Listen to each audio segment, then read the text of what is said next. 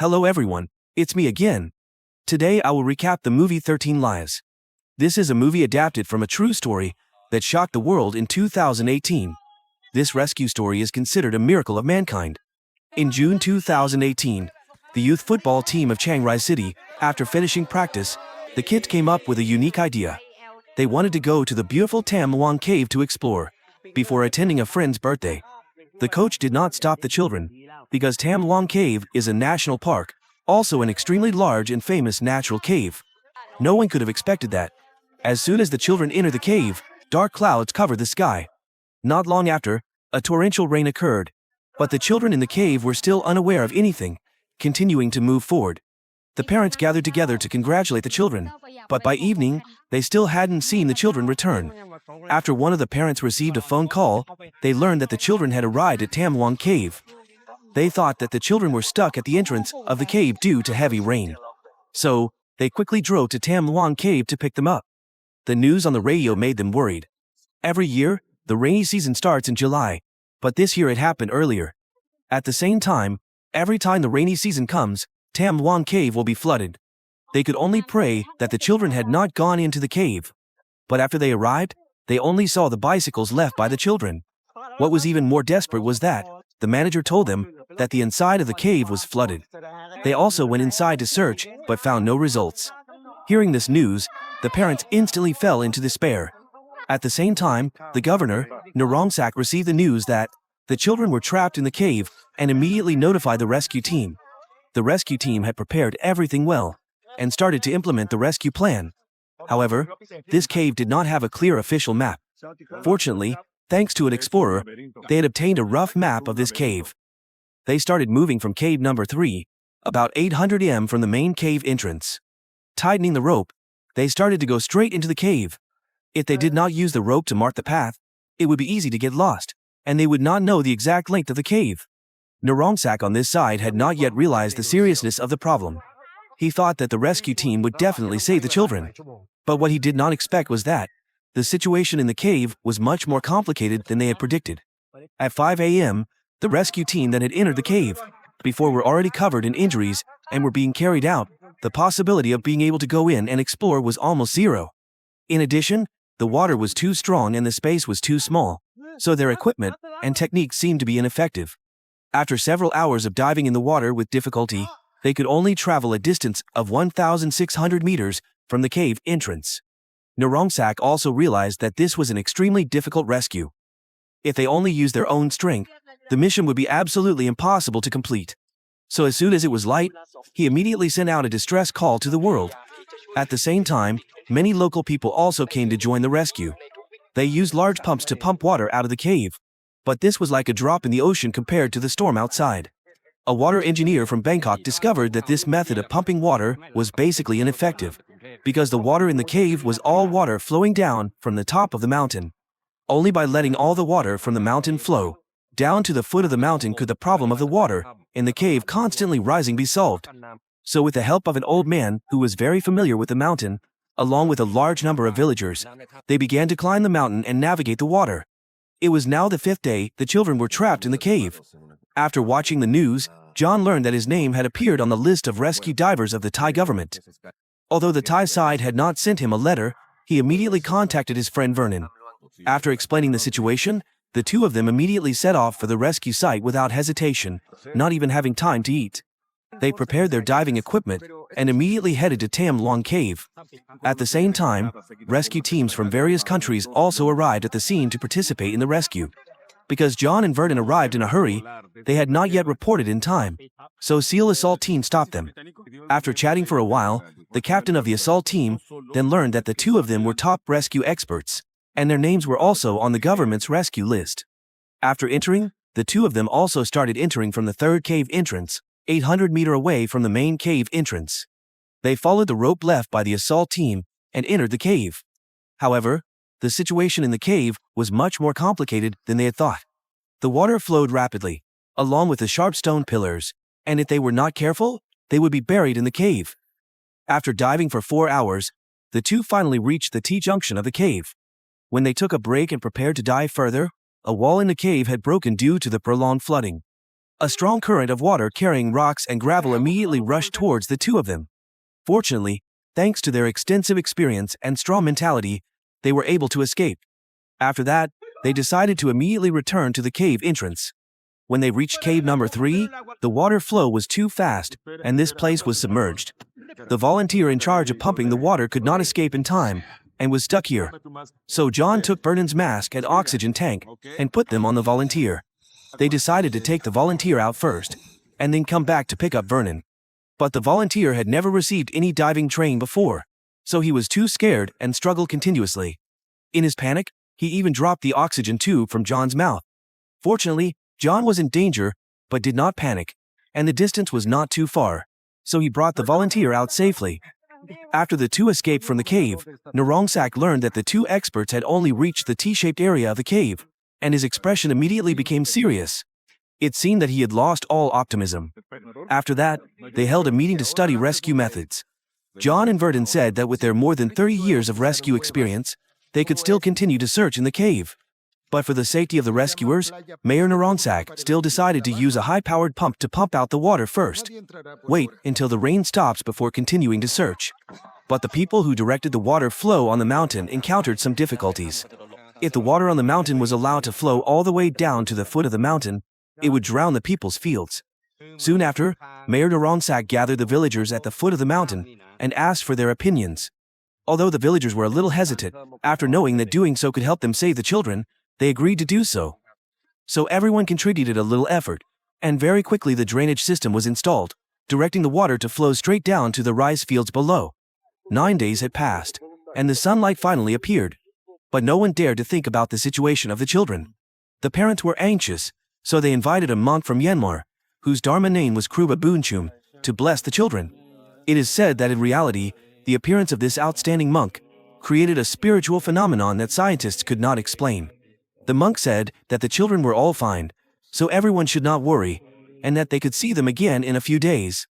After speaking, the venerable monk quietly left the cave. On the 10th day, the water in the cave, under the two-way drainage, finally dropped a little. Vernon and John once again put on their diving suits and entered the cave. After 4 hours, they reached the T-shaped intersection. After tying the rope, they continued their journey. The internal structure became more and more complicated. The space was so small that swimming through it was already very difficult. Finally, they used up all the rope, and the two of them came to a large empty space. John shouted loudly to see if the children were trapped here. A ray of light attracted them from afar, and they finally found the children. The children who had gone through 9 long days finally saw a chance to live. What was even more amazing was that all the children survived. With the encouragement of the coach, along with drinking water flowing down from the mountain and meditating, the children were able to survive. Now, the children, other than being a little haggard, had no problems with their spirit and attitude. But when John and Vernon entered, they did not bring any food, so the two could only comfort the children. Before leaving, the two left flashlights as tokens to reassure the children. The children were also sensible, so they obediently waited for the rescuers to return. When this wonderful news was announced, everyone was happy and applauded them, treating them as heroes. However, John and Vernon were in a mixed mood, not happy at all, because the children's location was 2,500 meters away from the movement. Just getting there took 6 hours and 20 minutes. With their more than 30 years of rescue experience, it was extremely difficult to get the children out of that situation safely. What was even more troubling was that the children had never undergone professional diving training, which caused the rescue operation to fall into a dead end. At this time, inside the cave, the coach kept encouraging the children, instructing them to meditate and regulate their breathing, so that their spirits would not be overwhelmed by fear. While there was no suitable rescue plan, they could only ask the SEAL assault team to deliver food to the children first. John and Vernon reminded them that there were difficult sections in the cave, especially when they reached the T-junction. When the oxygen content was less than 2 out of 3, they had to turn back immediately. However, these young men relied on their youth and did not listen to these words at all, because the SEAL assault team was always trained in large spaces. So for a long time in such a complex terrain, they had used up a large amount of oxygen. After 7 hours, they finally arrived at the children's place. Finally, after waiting for so many days, the children had a meal. The coach told the children to save it for the next day, and at this time, the SEAL team had almost used up all their oxygen tanks. If they added up all the remaining oxygen, It would only be enough for one person to return. After checking, they discovered that the oxygen level in the cave was only 16%. If they still couldn't think of a way, everyone would die from running out of oxygen. So they sent one person out to deliver the message, and the others could only stay behind. Although there was not much time left, Governor Naronsak still had no strategy. He could only comfort the children's parents. At that moment, Vernon suddenly thought of a crazy idea. He contacted another diving expert. Harris was also an expert in anesthesia. Vernon wanted to inject anesthesia into the children, and then move them out like packages, but Harris directly refused.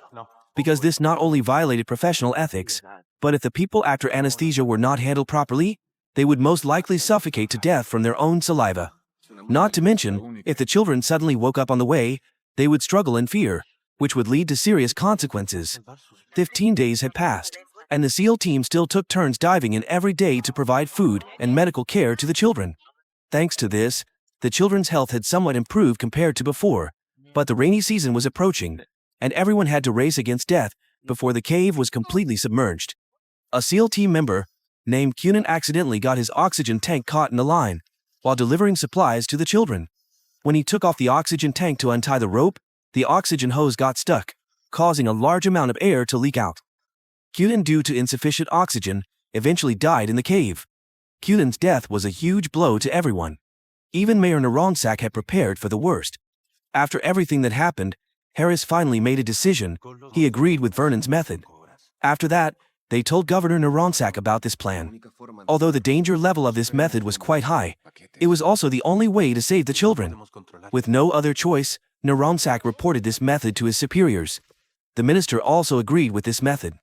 Naronsak said that everyone just needed to try their best. If they failed, the responsibility would be on his side. At the same time, this method had to be kept absolutely confidential, even from the children's parents. Because once the information is released, they will be condemned by the whole society. After that, Harris trained all the rescue teams. Because the first dose of anesthesia was not too much, they had to inject the children every half hour. After preparing everything, everyone started to enter the cave. They separated into two stations at 1,250 meter and 2,000 meter to take turns moving people. Harris and the other staff went to the children. The children knew that they were about to be rescued. They were overjoyed, but they could only save 4 children in a day. The first child could be the first to be rescued, or the first to have an accident. After putting on the diving suits for the children, in order to avoid confusing the other children, they took the other children away, then anesthetized them. The child was almost unconscious. They put an oxygen mask on the boy. After going into the water, they confirmed that the child was still breathing. Then, they started to tie up the child's hands and feet, and then started the rescue operation. Although everything went smoothly when they arrived at the first rescue site, they were still very worried, because they had never participated in a rescue like this before. When they were taking the child to the next station, the child seemed to be waking up, and his limbs began to move. Fortunately, the rescue worker discovered it in time.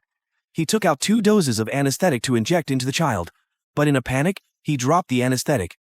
At the last minute, he picked it up, just before the child woke up.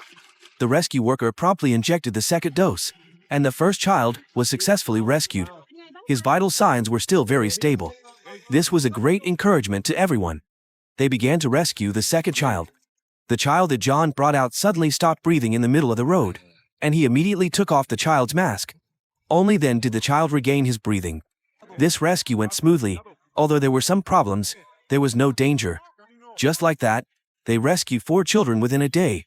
Due to the difficulty of the rescue work, along with the lurking dangers, the rescuers fell into invisible pressure. If only one child survived this time, because of the difficulty of the rescue, they would not be blamed. But this time, all the children were successfully rescued. If the next rescue had an accident, they would be criminals. On the second day, Vernon picked up an empty bottle. Because yesterday, a child got his leg stuck in the cave entrance, he specially used an empty bottle to tie around the child's leg to increase buoyancy. With everyone's close cooperation, the next day's rescue was a complete success, rescuing 4 more children. At this time, the navigational water pipes on the mountain were no longer enough, so they had to think of a way to use bamboo tubes to replace the water pipes. Although it was not as effective as the plastic pipes, the immediate difficulty was temporarily resolved. That night, heavy rain poured down again, increasing the difficulty of the third day's rescue. Because the mountain was seeping water, the water in the cave filled up quickly. But this heavy rain did not know how many days it would last. They no longer had time to wait for the rain to stop. So today they decided to rescue the remaining people. Although the rain had just started this last night, the water in the cave had risen many times higher than yesterday. The volunteers did not mind the hardship, standing in the rain to drain the water out. John and his group knew that this rescue would be extremely difficult, but this was probably the last chance to get the children out of danger. Although the strong current made the rescue more difficult, fortunately the process went smoothly. Due to the strong current, a rescuer slipped off the rope, and was later the rope swept away by the water. He could not find the rope again, and could only put the child on the cliff to rest. When Dr. Harris returned to find them, successfully completing the rescue, the members of the SEAL team also escaped the cave in time, before the underground water rushed in. Finally, 12 children, and a coach who had been trapped in the cave for 18 days were rescued. Moreover, all of them were uninjured, only losing a few kilos. The rescue was later evaluated as a miracle of mankind. The water in Tam Luang Cave did not dry up until 8 months later. They used the hands of angels and an unprecedented rescue method in history. With the help of nearly 5,000 people from 17 different countries, along with their relentless perseverance, the group worked well together. The volunteers had drained 225 million liters of water from the cave. The people's harvest that year was also compensated by the government. Among them, 3 people without nationality were granted official citizenship by the Thai government. However, there was still a great loss when a rescue soldier named Saman heroically sacrificed himself. All of them had gone through countless difficulties together, and finally created a miracle. The rescue team was overwhelmed with emotions. They did not know whether to cry or laugh at this moment, because after so many dangers, they had finally accomplished their sacred mission. The movie ends here. Volunteers came from all over the world, regardless of their own dangers, to save the lives of children, not related or acquainted, just because it was the noble and sacred mission they wanted to do in this life. The strong hope of survival made these boys overcome hunger and cold for 10 days, before the rescue team found them. In addition, the spiritual element of the story of Monk Karuba, resolving the princess's grudge in Tam Luang Cave, rescuing 13 children from danger, is a spiritual story that science cannot explain. Thank you very much for your support, so that the channel can develop as it is today. If you find it interesting, please give me a like and a comment about your feelings about this movie. Especially, please subscribe to the channel to follow my movie recap. See you again, dear friends.